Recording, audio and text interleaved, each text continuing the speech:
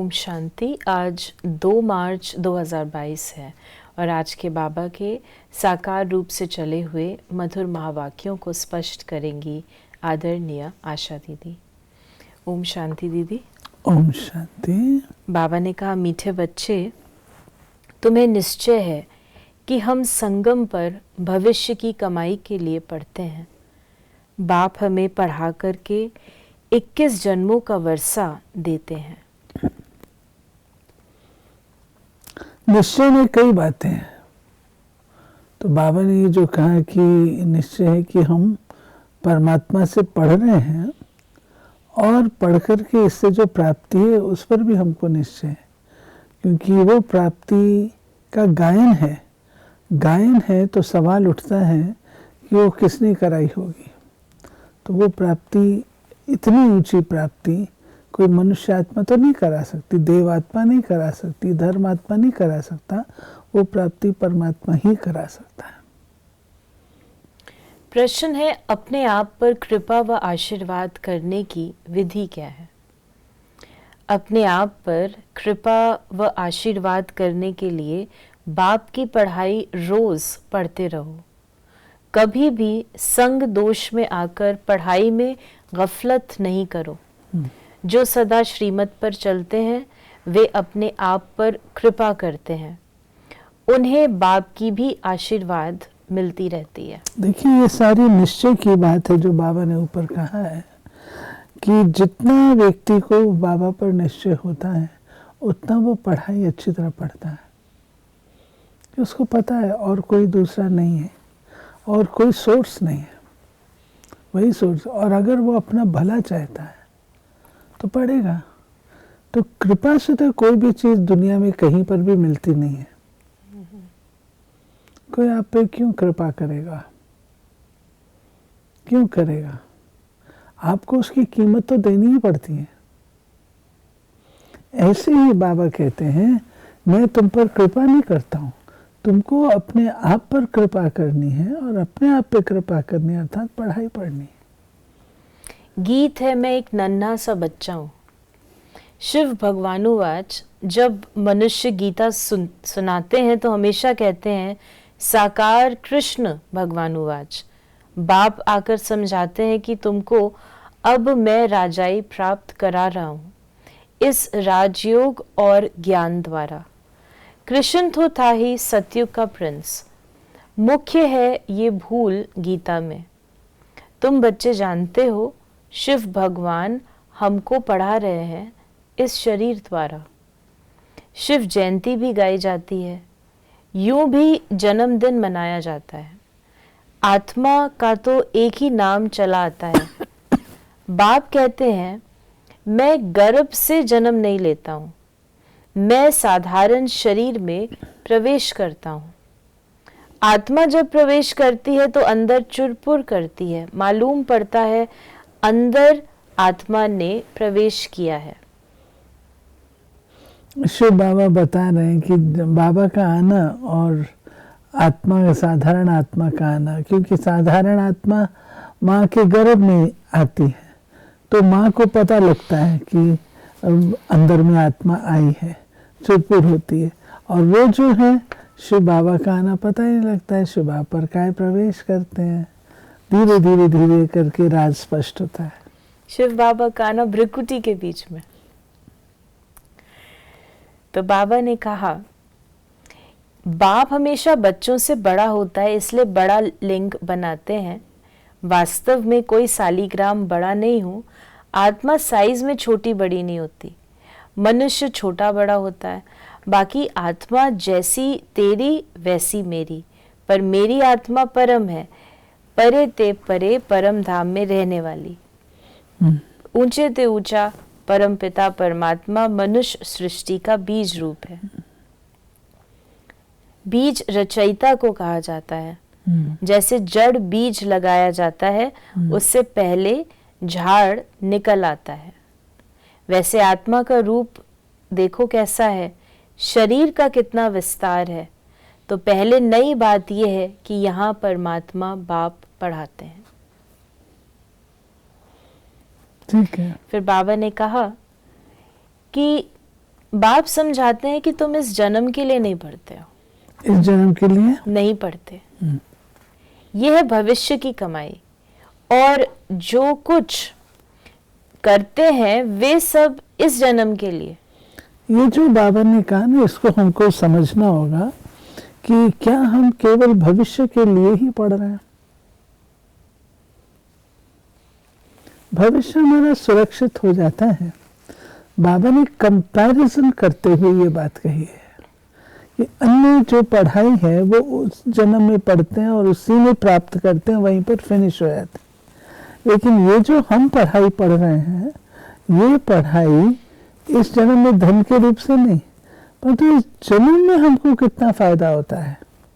देखा जाए, हमारी एटीट्यूड बदलती है, रूहानियत आती है, दिव्यता आती है, संस्कृति अच्छी बनती है, दैवी संस्कारों की उत्पत्ति होती है, और फिर हमको ये समझ मिलती है कि उनको पढ़ाई अच्छी पढ़नी है क्योंकि इसने पूरा कल्प चलनी है।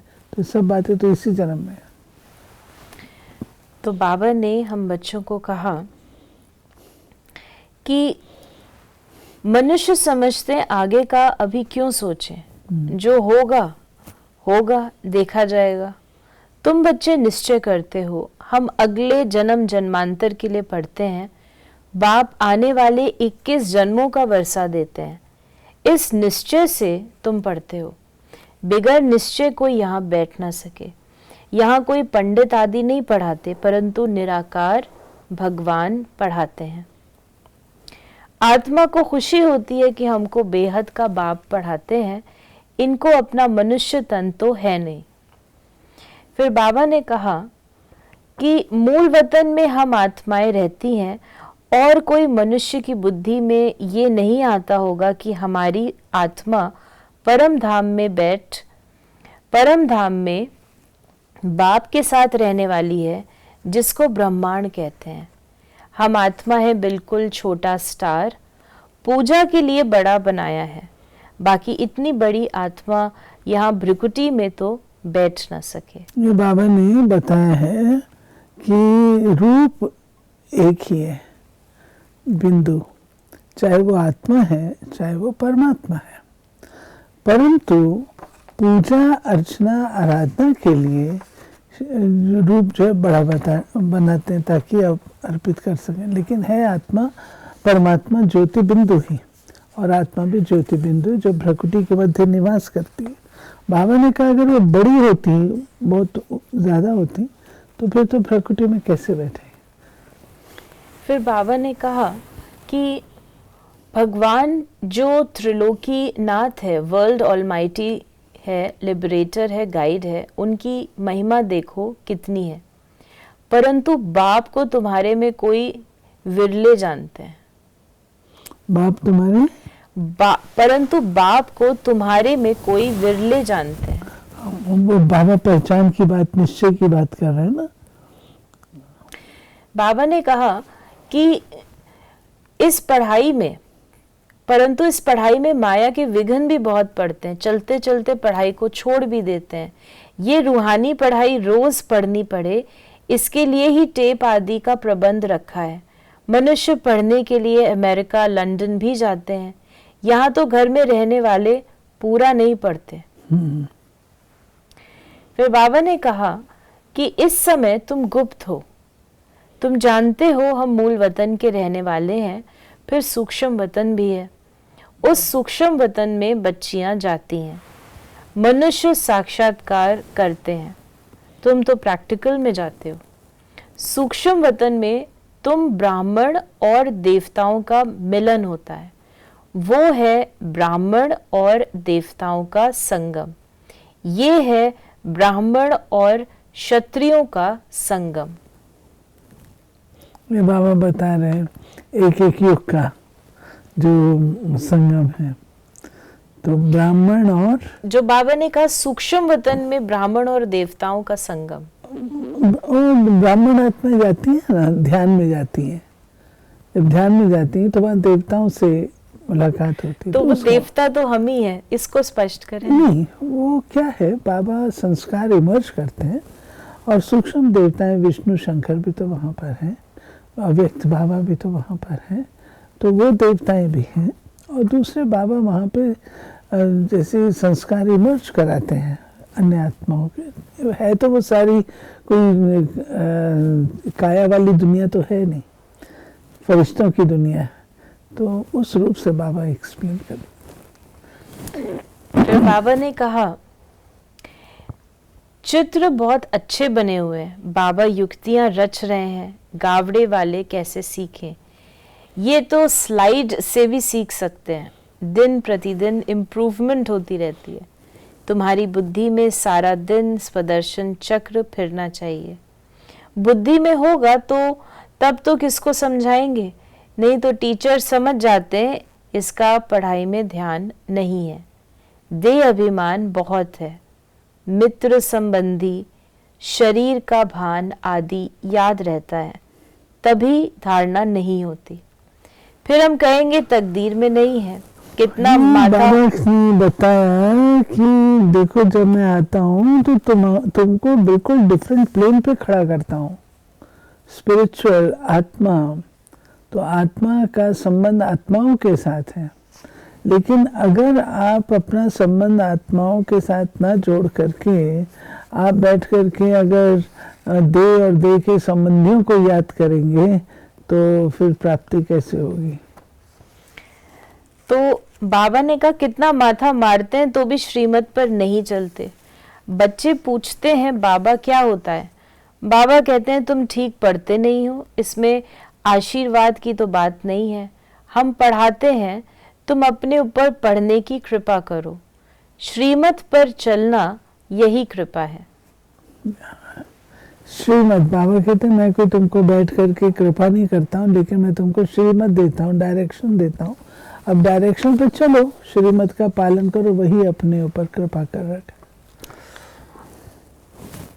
सच्ची गीता के तुम पाठी हो, सुनना सुनाना कांटों को फूल बनाना। तुम आधा कल्प के लिए दुख से छूटते हो, जैसे इतवार के दिन सभी की छुट्टी होती है ना, ऐसे आधा कल्प तुम दुख से रोने पीटने से छूट जाते हो।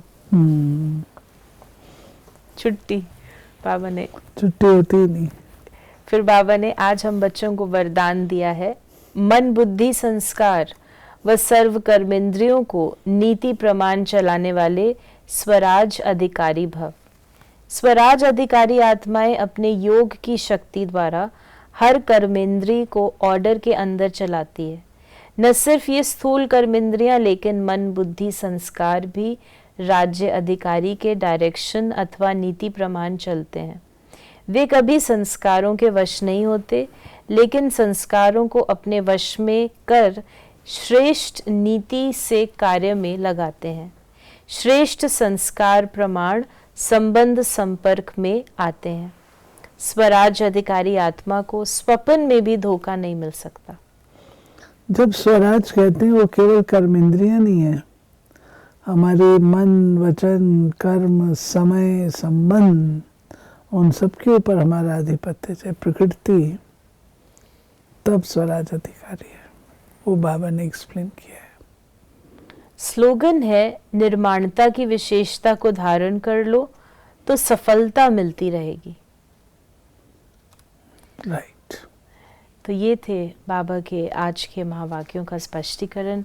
यदि आपके मन में कोई सवाल है तो आप मैसेज करें या व्हाट्सएप करें 8826599309 पर। ओम शांति।